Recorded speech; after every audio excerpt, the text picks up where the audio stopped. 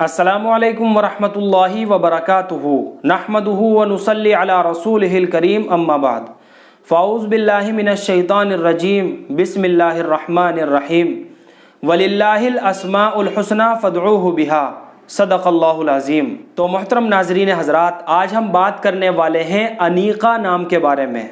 انیقہ نام بچی کے لیے کیسا نام ہے؟ کیا بچی کا انیقہ نام رکھا جا سکتا ہے یا نہیں؟ اور اس نام کے معنی کیا ہے؟ تو چلیے محترم ناظرین حضرات، اس نام کی معلومات کو سمجھ لیتے ہیں۔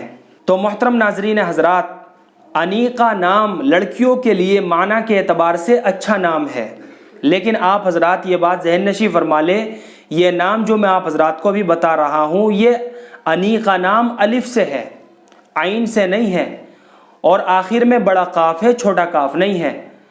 انیقہ، تو انیقہ نام کے معنی ہے پسندیدہ، تو معنی کے اعتبار سے بچی کا یہ نام رکھا جا سکتا ہے، لیکن ہمیں کوشش یہی کرنی چاہیے کہ ہماری بچیوں کے نام صحابیات کے ناموں کے اوپر رکھے جائیں، تاکہ ہماری بچیوں کو بھی صحابیات کے ناموں کی نسبت حاصل ہو جائے۔